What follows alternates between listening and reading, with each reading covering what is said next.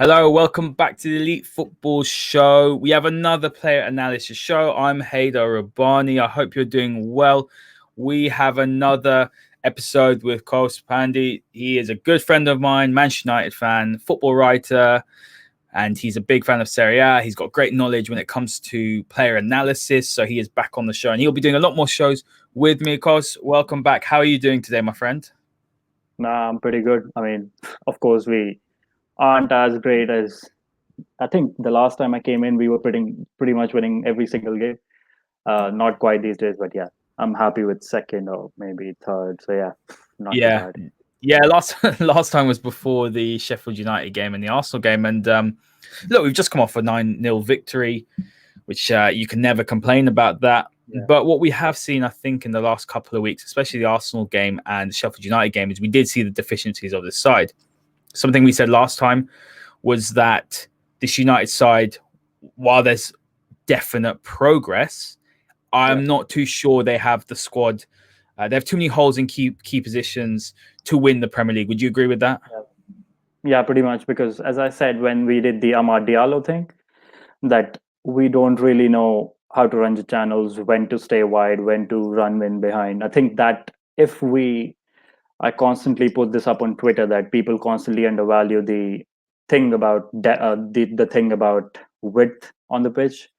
I think if we had more width on the pitch and proper runners in wide positions, I think we could have beaten Sheffield United pretty easily. I think, and of course, we're here to talk about centre backs. I think there will come a time in the future where we will probably think about having more variety in the defense as well.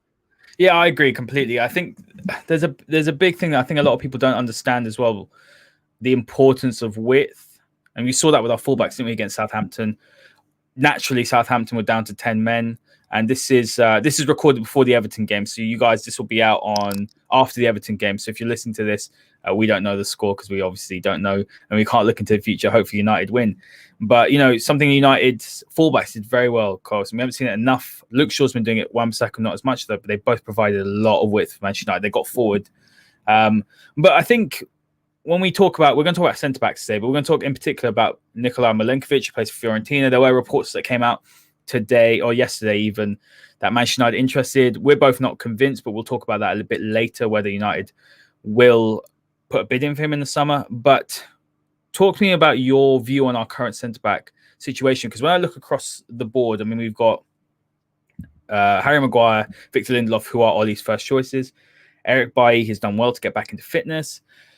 He's had some brilliant performances. Again, I'm still not convinced. I need to see him play for 15 to 20 games without injury. But, he's put in some good performances. He's got, good raw attributes that fit well and make up for some of the Maguire and even maybe Lindelof's deficiencies as a partnership. And you've got Axel Tuanzebe, who obviously suffered that horrible racial abuse. But he's a player, again, who I rate very highly. But he needs game time for me. If he's going to sit on the bench, you're not going to develop. And I do have worries that United look like they're going to buy a centre-back. And, you could see his game time reduced or possibly he would go out on loan or get sold. But what is your view currently on the centre-back pairing? Because a lot of people say, well, they're not as bad. They're not as bad as people say. Absolutely not. Actually, Maguire and Lindelof aren't anywhere near as bad as what people say. But the problem is, Carl, is that if you want to win the Premier League, I don't think that partnership's good enough. And I don't think a combination of United centre-backs together, whoever's playing, let's say it's Maguire, Axel, I don't think that's good enough to win the Premier League. We've seen the impact, haven't we, of Ruben Dias, fantastic player. He's almost had a Van Dijk effect with this City side. Yeah. So, what is your view on the centre-back options at Manchester United currently? I think if there's the best way to put it, I think there's one word for it, and it's probably incomplete in a way, because the purpose of being in a team is to maybe cover up for each other's weaknesses and bring out the strengths of your teammates through your own abilities. Like Cristiano Ronaldo, I mean, he's not the winger that he used to be, but the managers and the players around him constantly make sure that he plays as a striker.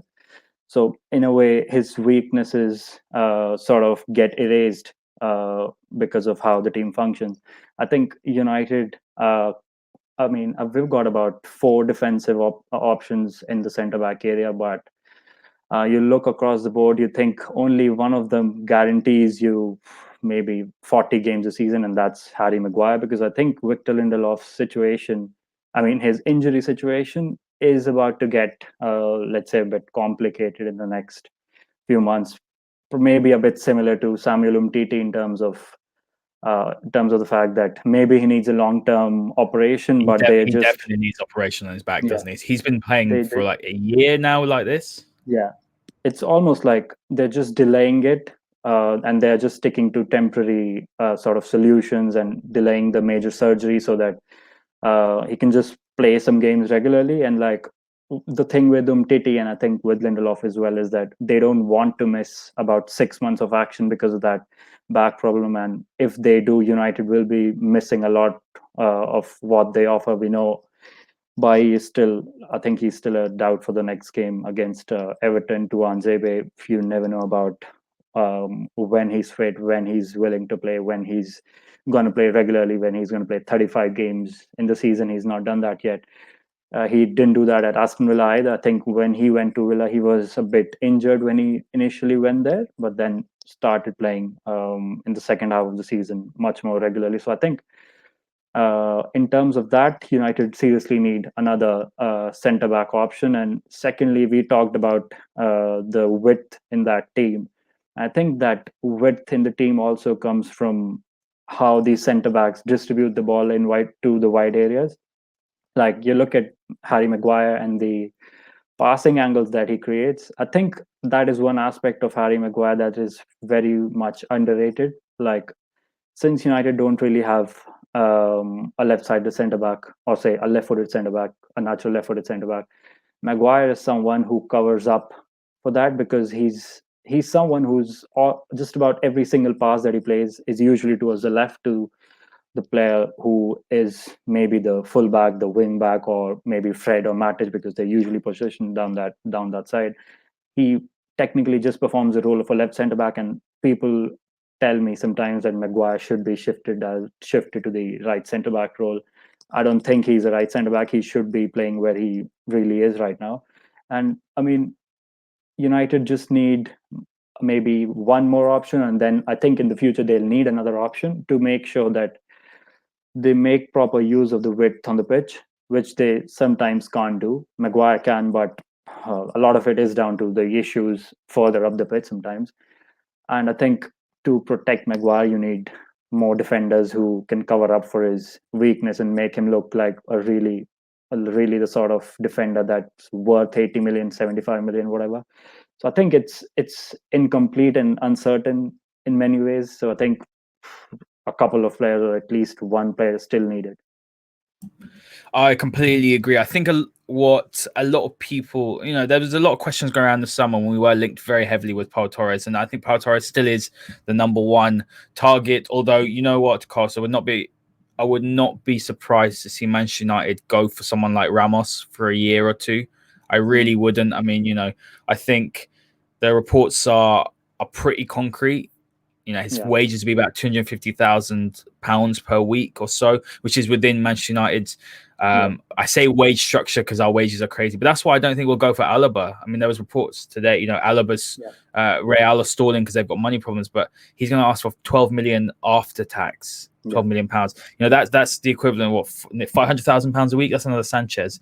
Although I think Alaba is world class, but I think in the Premier League again, you could maybe put him next to Maguire, but that doesn't cover up for. I don't think some of Maguire's deficiencies. But when we talk about that left-sided centre back, which is what Ole clearly wants, which is why United won't get Upamecano. I think we can put that to bed. He's pretty much, going to Bayern Munich, I would say. But with the left-sided centre back, it's the angles they're able to play with. When they pass the ball, it's being able to open your body up and play down the line or to the players running into the channel. I think a lot of fans perhaps don't realize how important that is when you're building from the back. So, when we're talking about some of the options, we're going to talk about Milenkovic today. So tell the listeners, I mean, you're a Fiorentina fan. That's your team that you like in Italy, which I didn't even know. And I've known you for quite a while. I always wondered who you supported, but I never actually knew. I thought it was pretty depressing, but yeah. Yeah, with I Fiorentina. always thought it was Napoli for some reason. I thought, you like Jorginho, I like Jorginho as well. I think you're seeing under Tuchel, and we Yeah, can maybe talk about that some other time. But Sarri played some nice football at Napoli. Sarri ball is beautiful at times. But Milenkovic is at Fiorentina. I'm surprised he's still there, to be honest with you, because yeah, he's been one of the standout centre backs for a long time. I look today; he's 23 years old. It's as if he's been around for much longer, 3 years or so in the first team of Fiorentina. For me, he's got a great physique. He's comfortable on the ball. He can play right back as well, although he's a centre back. yeah. He's strong on the aerial ball as well. He's made for the Premier League. Now, Yeah. what are some of his strengths and some of his weaknesses?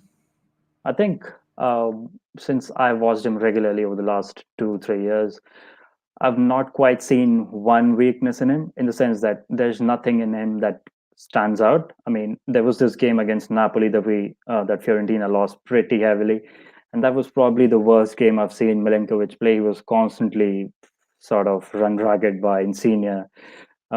When Insigne is on form, you can't. It's very very tough to stop him. He takes too many shots on goal. He constantly goes past you. I mean, you can put any defender in the world in front of you, in front of Insigne when he's in form. I think you're going to struggle, and Milenkovic did struggle in that game. I'll be very honest, but yeah, I mean, it's complicated at Fiorentina, because I think when people look at Fiorentina, and a lot of Fiorentina players, they look down upon them for some reason, largely because Fiorentina have been a pretty unstable club over the last 3 years, and that's made sort of, I think a lot of Fiorentina players have looked pretty average because of that. I mean, you look at someone like Federico Chiesa. I rated him a lot. Last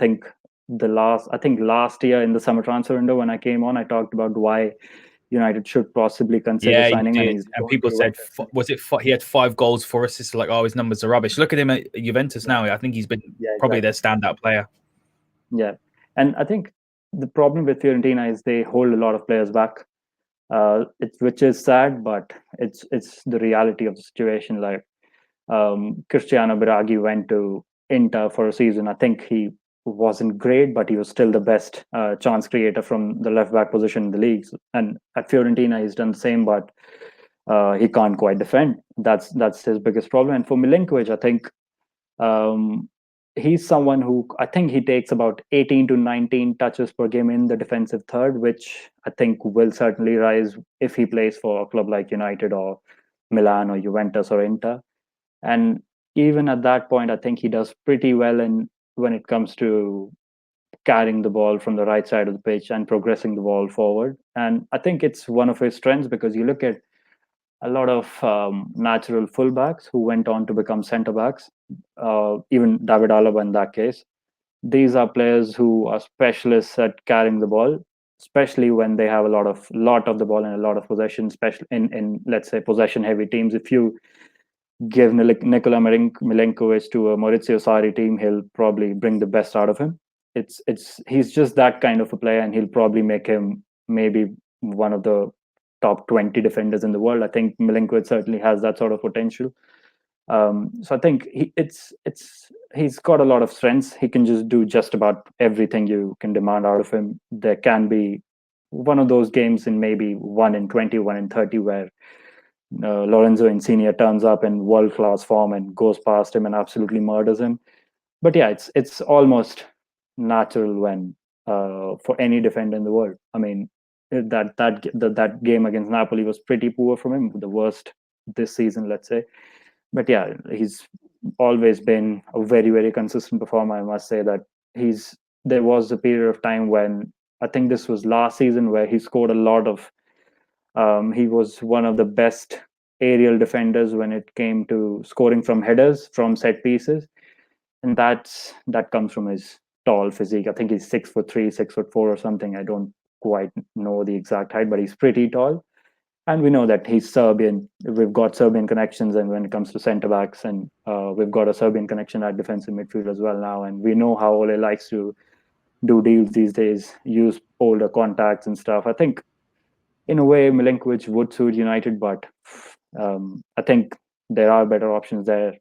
Yeah, I think that's about it, because he has a lot of strengths. and no weakness that stands out. But I've still got doubts about whether he'll end up at United or not.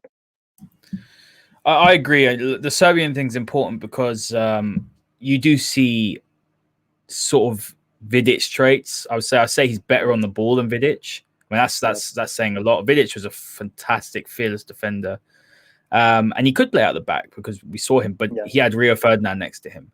But I would say Milenkovic is actually better in that respect, especially with the ball at his feet. But let's go through this graphic a little bit. So here you can see, are you able to talk about it a bit more? But you can see obviously he's a right-sided centre back, and we spoke about Maguire.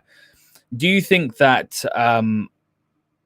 in your opinion, United, if they sign a centre back, it does mean Maguire's going to move to the right hand side? Because as you said earlier, he looks more, well, he is a left-sided centre back, and I think that whoever comes in, I mean, that's when you know what Ole's thinking, if that makes sense, whether he just wants another centre back to come in or if he specifically wants a left-footed centre back.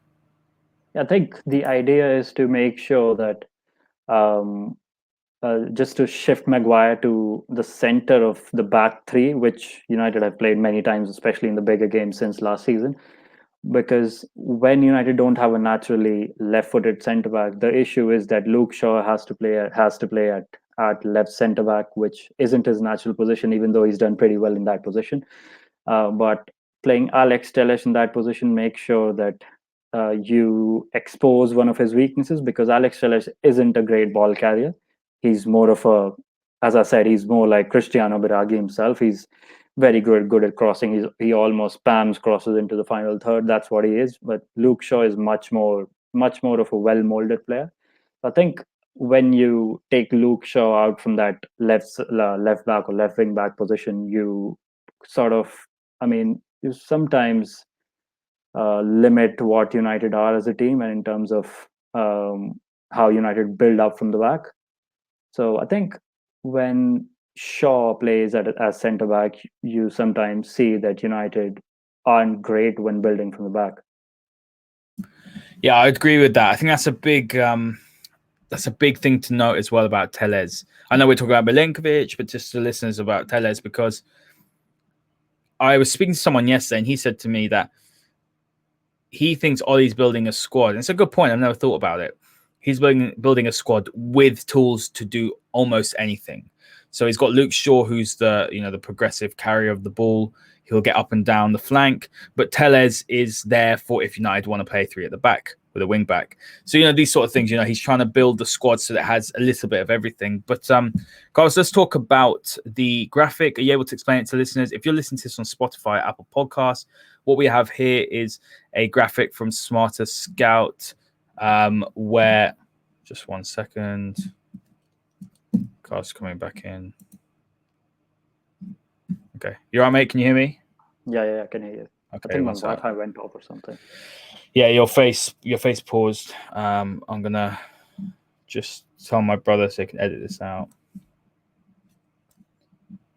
I think I know where I stopped, so I can probably just continue from there. Okay, cool. So I'm just gonna say, explain the graphic. Okay, so if you're listening to this on Spotify and Apple Podcasts, Carlos has got a graphic from Smarter Scout. I believe you've probably edited this yourself, but he's going to talk about it. So are you able to explain the graphic on the screen and what the sort of areas that you've looked at when you're trying to analyze Milenkovic and whether he's a fit or a good fit for Manchester United? Yeah, a lot of times as the graphic shows, that a lot of times he uses those long balls down the channels, which I think Solskjaer has used quite a lot when it comes to playing Victor Lindelof instead of Eric Bailly there. A lot of people said that he shouldn't have started Lindelof in the Liverpool game when he actually did a pretty good job. The idea was to ping those balls down the channels. I think another benefit which comes with Milenkovic is that he's constantly played in a 3-5-2 shape as well, where he's got two strikers running into channels. It was Chiesa last season. We've got Dusan Vlahovic doing that this season, and Frank Ribery is still there, of course, the evergreen Frank Ribery. So I think United need a bit of that as well, because, as I said, for Lindelof, I'm still not sure about his long-term fitness. He'll probably be out for a good amount of time in the future, in maybe later this year, maybe next year. And I think another thing with Milenkovic is the fact that he's, I think, equally good at playing the ball into midfield, especially this season, because Fiorentina signed Sofian Amrabat from Hellas Verona in the summer. He actually, the deal was done in January, but he came to the club in the summer. That's how the deal was structured. The idea now is to build centrally sometimes instead of playing those long balls down the channels. And it just shows that Milenkovic is comfortable when it comes to either playing the ball into the center of the park, pinging the ball into the channels, or maybe playing the wing back in. So I think it just shows, pretty much shows the sort of player he is very much comfortable with playing grounded passes or playing the longer passes, a bit like Lindelof. But I think I'll just say that he's a better one-on-one defender than Lindelof. Since I think he has the best tally in terms of tackling opposition dribblers. I think this tally is best in Serie A for him, and shows a lot about his 1v1 ability. And I think Lindelof isn't great at it yet. I don't know if he will be in the future. So it's one thing that he offers an upgrade for the United side. And Eric Bailly isn't great on the ball. I looked at the XG chain and XG build-up stats. I think in out of the four United defenders, Bailly's numbers were the lowest. They were about, I think, 0.20 or something. Milenkovic plays for a team which um, doesn't really have too much possession. As I said, he takes about 18 touches in the defensive third, which isn't huge as compared to someone like the other bigger clubs. I think he's much more complete than Bailly. He's much more complete than Lindelof. So he's probably, let's say, a combination of both the players in many ways. That's very interesting. You talk about Bailly on the ball, because there's a massive misconception that he's fantastic on the ball, and I just don't think that's true. I think what fans mix up being good on the ball is being, Bailly's done a few tricks on the ball.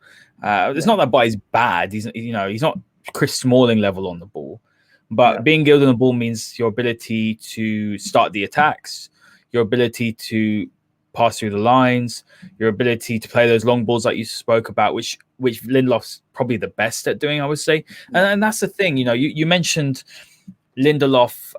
There's a lot of uproar when Lindelof started against Liverpool, but it's very clear that there's a few things, reason why Lindelof starts in those bigger games. One, he's better at defending the channels. He's smarter at doing that. And two, he's a better passer of the ball.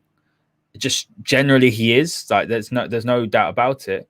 Three, United play usually a little bit deeper, so they're worried of getting exposed with pace is not as a bigger factor.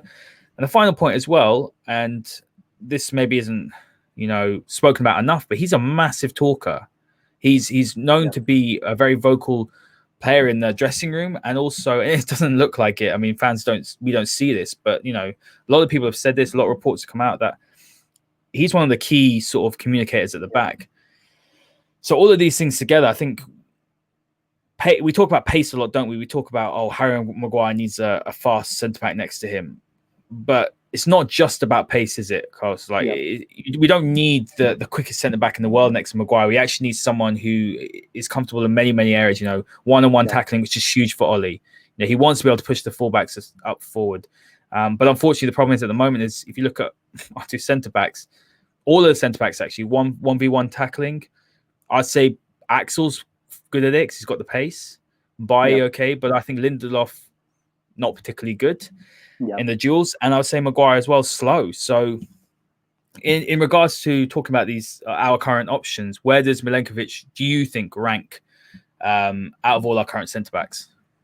I think in terms of completeness, he's probably more complete than all of them, in the sense that he's very good at 1v1 defending. He's got a great aerial ability. I think in terms of aerial ability, he's probably the second best aerial defender in Serie A, because I think first is Bruno Alves as things stand. And since Merih Demiral hasn't played enough, I won't count him. He's not played 10 games. I think 10 games is usually the basis for counting the stats and using the per 90 minute stuff. So I think he's probably the second or third best aerial defender in Serie A. His aerial duels are pretty much perfect. Sometimes he scores from headers. He just dominates in both boxes aerially. I think Maguire does that. Bailly can maybe do that in the defensive third, but Milenkovic does that on a regular basis. He's been doing that for the last 3 seasons. Lindelof doesn't really do that either. We don't know yet if Tuanzebe can do that. But yeah, I think 1v1 and aerial defending, he's probably much more complete, and he can carry the ball forward because he's done that as a right back in the past. He's a good progressive passer. I won't say he's excellent at it, but in a better team, those numbers can still improve because he'll have more of the ball. And in terms of carrying the ball, I think again he needs more of the ball to perform that role. And since he's a right back, he knows the art of carrying the ball into advanced areas and bringing the other players into play. So I think what United maybe need, if not now, then maybe in the future, is a more evolved centre back, a much more complete centre back, someone who's very well rounded. And I think what Ole wants right now is more variety in the team. Someone like Nikola Milenkovic will probably offer that, but I still think that someone like Jules Koundé will probably be a better option right now. But yeah, Milenkovic won't be bad either, I think. You talk about Koundé and you talk about Milenkovic. Obviously, there's a few more that have been linked to Meccano. Just strike him off the list. He's not coming.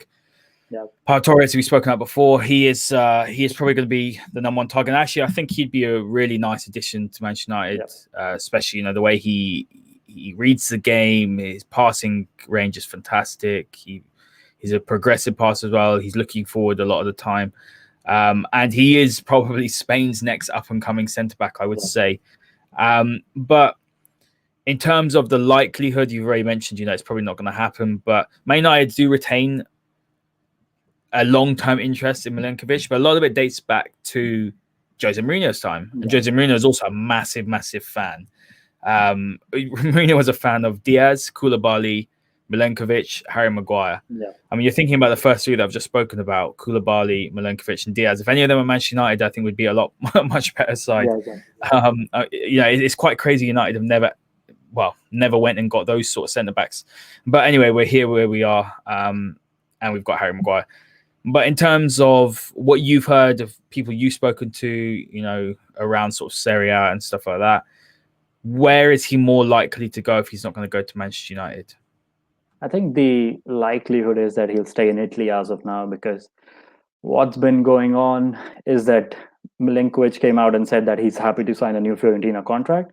His deal ends in the summer of 2022, which means that he's got about 15 or 16 months to go in the new contract. Fiorentina sporting director, he's come out and said that we'll be happy to hand him a new deal and stuff. That it's a case of just saying that there's willingness from both ends of the deal to make it happen. But I think the issue currently is about the wages that he wants, because Fiorentina have a sort of a stunted wage bill in many ways. They've got older players who are still in the squad, who are somehow still playing regularly. Those like Frank Ribery, we've got Jack Bonaventura there, we've got the great Bora Valero now as well. I mean, he doesn't do much, but he's still there at least. He's so old now. How old is he? Like 36? Yeah, I think he's 36. I think he doesn't do anything. So I think it's like they've got a strange wage bill there that they pay a lot to older players, so they may not be too keen on giving Milenkovic the sort of wages that they need. And he's been looked at by Juventus, Inter, and Milan, all three of them, even though I think he'll suit a lot of other clubs in Italy, including Lazio and even Atalanta. So I think the most important thing will be the fact that if Milan just signed Fikayo Tomori on loan from Chelsea with the option to buy him for, I think, 25 million or something. I think if that deal works out, Milan sign Tomori permanently for that fee. If they don't, I think Milenkovic and Celtic's Christopher Ayer will be their priorities for that, because they specifically need a right centre back. I think Milenkovic is probably the best in that position as things stand after Milan Skriniar, of course. I think it's a case of the fact that he's got so many options at home that there's no point in going abroad and adjusting to a new life when you can probably achieve the same things by staying at home. I mean, he's got maybe Inter can come calling for him because they aren't a great defensive team these days. Skriniar is doing a job there, but Skriniar still has quite a bit of weaknesses in his game, even though he's done pretty well this season. Conte can come back in for him, and of course, we don't know if Conte is going to stay there beyond this season anyway. Conte is a ticking time bomb. We have no idea. I mean, it could very much be Allegri next season, to be honest. Yeah, it could be. And especially if Allegri goes there, I think he'll probably get Milenkovic in because he's very comfortable playing a back three as well. And as far as Juve are concerned, I think De Ligt plays there regularly is probably as important as Cristiano Ronaldo there. And it's Fiorentina just want to make sure that if they sell him, they get about 50 million, which I know is a pretty big fee. But if they try to do a deal like that in Italy, Juventus would probably try to do a similar deal as they did for Chiesa, like loan him in for 2 seasons, pay a bit of loan fee, maybe 5 million, 8 million over 2 seasons, and then sign him permanently for a much reduced fee, stuff like that. And Fiorentina will make sure that he signs a 2-year deal and initially goes on loan to Juventus, and a season later they make it permanent and stuff. So there are ways around to do deals like this in Italy. I mean, it's happening in England as well these days. Very smart, though. Very, very smart. It's very smart. I mean, those clubs aren't as financially supreme as City, United, Liverpool. So they've got to do that. But yeah, I think it's about the options that Milinkovic has at home. There can be clubs in Serie A in La Liga who can easily sign him, and he'll suit them as well. He can probably go to Bayern Munich and suit them. He can go to Borussia Dortmund because they often play a back three themselves and they need defenders who are good on the ball. So I think if Milinkovic is on the market, there'll be too many options for him. But again, similar to Federico Chiesa, I think he'll probably stay in Italy. Do you think there's a possibility that Ole Gunnar Solskjaer would go to a back three next season? Because I've thought about it a lot, actually. And we played it a few times this season. Yeah. And it worked beautifully, didn't it, against PSG? I think that was one of our best performances. Yeah. I think as a whole, it was just there was just balance from back to front, and that's really important. I think at times, while 4-2-3-1 is our preferred formation at the moment, and I think it's a good formation, but right now we have deficiencies in the side. You know, we don't have a right winger, for example, so we're trying to sort that out. Right now, again, you're playing McFred, and they've done well at times, but still, you know, you do want the ability to play one more defensively minded player and then someone who's got a better passing range. And then you look at the centre back pairing as well. Actually, when United play 3 at the back and Axel plays, and we see Luke Shaw drop into a back 3, United look more comfortable at the back. You know, there's recovery pace, and you know they've got ball players that look comfortable in the back 3. So do you think there is a possibility that that's what Ole's thinking next season, or do you expect him to stay with the back 4 and carry on building with the 4-2-3-1, or maybe possibly change to 4-3-3? But I can't see that. I think it all depends on whether he gets a left-sided centre back or not. Because if he gets that, I think we'll play that more often. And I think it's the idea of getting a left centre back is also to make sure that Maguire doesn't play 371 games a season and stuff, because that guy's been playing ever since he arrived. Has he missed a game in the last 2 years? No, 2 years? I don't think so. Okay, I mean, that's one of the biggest. You got to say, like, whatever anyone says about Harry Maguire, you know, touch wood, we don't want to injure him, but he is very, very reliable. And you know, one of the most world-class traits for any player, you can be the best centre back in the world, if you can't keep fit, it doesn't matter. Yeah, I think that's the thing about Maguire, that it happens for a lot of clubs. That Liverpool had that. They said that Van Dijk plays every game, and in one game he's gone for about a year or something. You never know about these things when we've got games coming quick and fast, and United especially don't have any other centre back who can play 40 games a season. If Maguire goes, I think a lot of United's strengths will go down the drain, and United are going to struggle. And just to make sure that United takes some burden off Maguire, you need a left-sided centre back. He offers, I mean, if it's Pau Torres or maybe Sven Botman, whoever, he will just offer Maguire a bit more rest, and will make sure that Shaw plays at left wing back, which I think should be his position, because playing him, as I said, playing him at left centre back, I mean, he's not terrible at left centre back. He's pretty good. He's done a very good job in that position. But it's about playing players in the right position sometimes. And if you get a naturally left-sided centre back, I think United will look to switch between those formations more often. Like, you can play that shape in the cup in any game you want. You can play that against Luton Town, like against Watford, a Championship Watford, or anyone. But it just depends on the business that's done in the summer. And I think, as I said before, Ole wants more options and variety in the team. The more he gets it, I think the better the team will get in terms of rotations policies and the systems in place, because I can clearly see that there's about 2 or 3 varieties in terms of the setups in place, but a lot of them are not well drilled yet. They need more options and, let's say, better recruitment and getting the right players who are specialized for that positions, because Johan Cruyff constantly said that you need specialists in the team, and United don't have specialists in a lot of positions. That includes a winger, a left-sided centre back, and an attacking right back. I mean, that's a no number 9 disrespect. as well. Even I would say, of course. I mean, if Martial Yeah. doesn't pick up form, you can't be relying next season on Cavani week in, week out. Hopefully Mason can play, but I think he's still a little bit too early to say. But in terms of, if I'm going to ask you final question, sort of your prediction on who you think United will sign at centre back in the summer. So who do you think they'll sign, and who would you like them to sign? I think I want them to sign Pau Torres. I mean, a part of me says go out and sign Milenkovic, because I don't want to part ways with Milenkovic by seeing him play for another club that I don't like and stuff.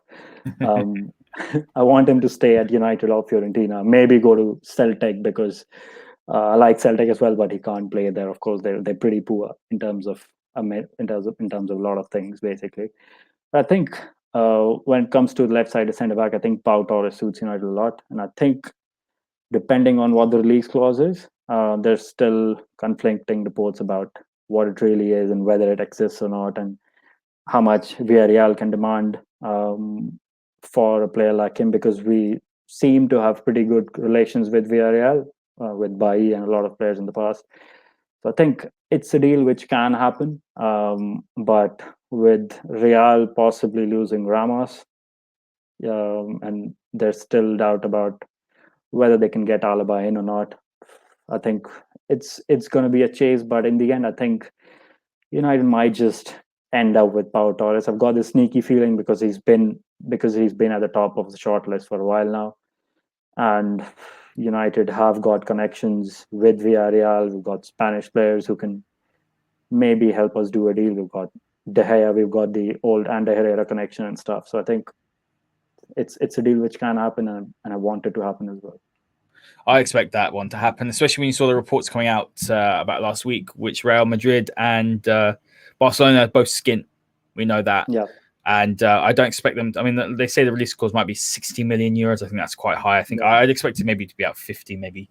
But yeah, I expect Manchester United to go all in for him, and I think he is the first choice. Carlos, thank you very much for joining. Where can everyone find your fantastic work? We'll be doing some more collaborations, guys. But you did do a brilliant article. I really enjoyed doing that on Medina. So where can everyone find your great work? I'm on Twitter at @cos_Pandey17. There's a lot of stuff going on there. I don't even know where all are right. There's so many stuff going on there. I'm not quite sure. Absolutely. What we'll do is we'll put all the handles and everything in the bottom. Guys, make sure you check us out on Spotify and Apple Podcasts if you prefer listening to them. Please, it'd be great if you give us a 5-star review, just so that helps to get these podcasts out to more people. Enjoy the game tomorrow. Obviously, this will be out on Monday, so we'll know whether United have beaten Everton or not. So when it's out on Monday, hopefully it will be a victory, and hopefully there won't be too much of an overreaction on Twitter as usual when we lose a game. But thank you very much for listening, and we'll see you next time.